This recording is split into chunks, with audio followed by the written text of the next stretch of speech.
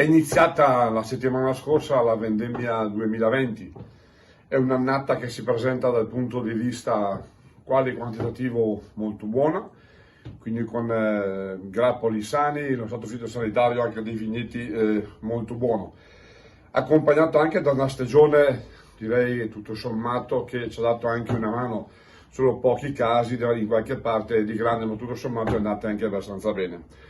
Coldiretti traccia i primi criteri con cui verrà contraddistinta la vendemmia 2020. L'annata pare presentarsi molto bene, le temperature sono state ideali negli ultimi 20 giorni, le medie restano nella fascia tipica del periodo. Il Veneto si colloca al primo posto nel vigneto Italia con circa 97.000 ettari dedicati appunto alla viticoltura. La nostra provincia con 7.900 ettari è al quarto posto dopo Treviso, Verona e Venezia.